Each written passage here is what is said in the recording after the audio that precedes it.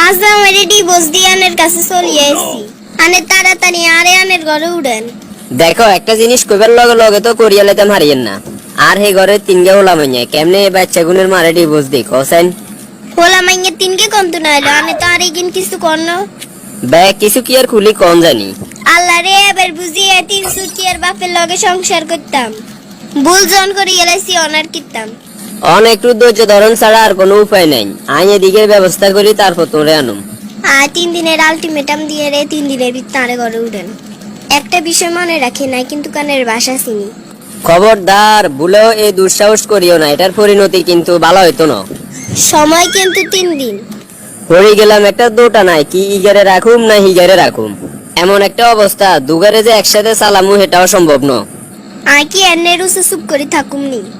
আজ যে কত ডেঞ্জারাস মাইয়েলা এটা তো অনেক হতে হতো না। বিনা কারণে আগে জামাইরে সারে দিছি থাকতো অন্য কিছু।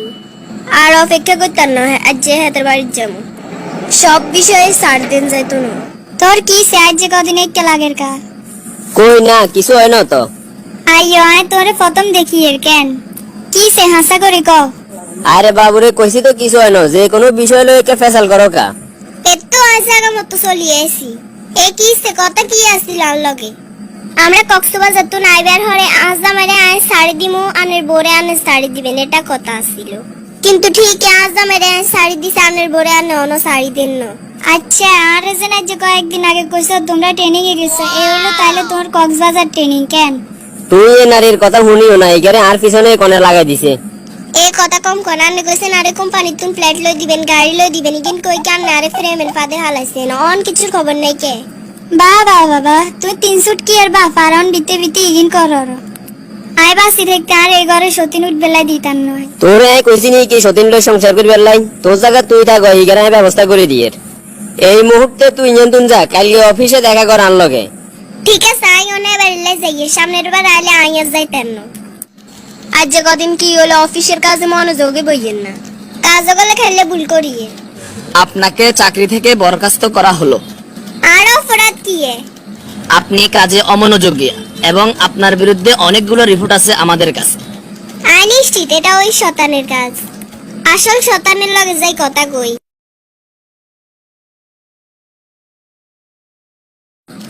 এই কি চাকরি গেল কিনলে? কিল্লে গেছে এটাই কইতে পারো না, এটা কোম্পানির সিদ্ধান্ত। তুই কোম্পানির জিজ্ঞাও আইন তোর মতো চাকরি করি অন আর কাছে কিল্লে আইছো। আনে কোম্পানির ম্যানেজার আনে অনুরোধ করলে চাকরি নারে আবার হিরে দিব। কিল্লে আর কি ঠেকা লাগছিনি তোর মতো কাল নাগে নিলে সুপারিশ করতাম। মানি এই যে তোরে সামান্য ফ্ল্যাট আর গানের লোভ দেখাইছি আর জামাইরে ডিভোর্স দিয়ে আর কাছে চলে আইছ। কেউ যদি এর চেয়ে বেশি কোনো লোভ দেখায় তো আর 4 দিন হাতের কাছে চলে যাইতি না, এটার কি কোনো গ্যারান্টি আসেনি? আনের মনে মনে তাইলে এটা নিয়ে আসছিল। এবং আই চূড়ান্ত একটা সিদ্ধান্ত লয়ে লইছি, তোরে ডিভোর্স দিয়ালাম 2-1 দিনের ভিতরে ডিভোর্স লেটার হাতে হয়ে যাবি। ও আল্লাহ রে এবার আর কি হইব? আনের পায়ে ধরিয়া নারে তো বড় সর্বনাশ করিয়েন না। তুই নিজে তো একজনের সংসার নষ্ট করি আর সংসার নষ্ট করবার লাইছ। জামাই আগেরকার কাছে যাই হিগে আরে যে ভালোবাসতো আই গেলে কি আর আরে গ্রহণ করন স্যার হালাই দিবনি।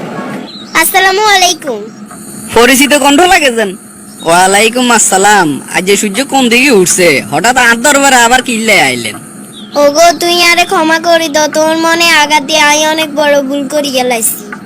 জিগের আসে তোরে আর শাড়ি দিছি আর জিগো আরে শাড়ি দিছে। তো অঙ্গা আই কিনতেন? আই আবার তোর ঘরে ফিরিয়ে যেতাম চাই। ভুল মানুষে একবার করে বারবার করে না। আর অনেক স্বপ্ন আছিল তোমারে লই, বাকি জীবন তোমারে লই একসাথে কাটামু। কিন্তু তুমি কি করছো? আর স্বপ্নে পানি ঢালি দি তুমি আরেকজনের মিথ্যা প্রলোভনে হরি হাতের লগে চলে গেলা। আই তো কইতাম হাইতা না হিগের মনে এত বড় শয়তানি আসছিল। তোমরা নারীরা একটা জিনিস বুঝো না, মায়ের থেকে যখন মাসির দরদ বেড়ে যায় বুঝে নিবা সেই দরদের পিছনে কোনো বড় ধরনের স্বার্থ লুকায়িত আছে যেটা তোমার জন্য ক্ষতিকারক। ওগো তুমি আরে ক্ষমা করি দাও, এরকম ভুল আর বাকি জীবনে করতাম না। আর বুঝতে অনেক দেরি হয়ে গেছে, জামাই আগের গায়ে বালা। ভুল তো হয়েছে ঠিক আছে, কিন্তু ভুল বুঝতে তো অনেক দেরি হয়ে গেছে। আমি বিয়ে আরিকে করিয়ে লাইছি। কইরে রূপা এদিকে আইও চাই। আসসালামু আলাইকুম। মেহমানকে ইগে বই তো কর না। তুই এই কাম কেন করি এলাইলা আর কয়েকদিন অপেক্ষা করতে হইল না? এমন ভাবে করো লাগে যে না আরে রাখি তুমি বাপের বাড়িতে গেছো, তুমি আইও নলাই আমি অপেক্ষা করতাম। আয় চাকরিও হারাইছি জামাইও হারাইছি, বর্তমানে যাইবার মতো আর কোনো হত নাই। বাপের বাড়ি যাই যে উড়ুম হেমু কয় রাখিনো। বিয়ে যেহেতু আরেককে করিয়ে লাইছন, তোর বাড়িতে আরে কামের মাইয়ে হিসেবে হইলো আরে রাখো। তোমার মতো নারীর কাজ দেয়া তো দূরের কথা, তোমার চেহারা দেখলেও আমার পাপ হইব। যে অন্যায় করছো এটার কোনো ক্ষমা নাই, এই মুহূর্তে আর বাড়ির তুন বাইরে যাও। অতি লোভের কারণে স্বামী ধনুকেরে হারাইছি। এই মুহূর্তে আইন ভিক্ষে করা ছাড়া আর কোনো উপায় নেই। ইগো আনেগো বাড়িতে কেউ আসেন, ইগো আরে দুগে খরা দেন।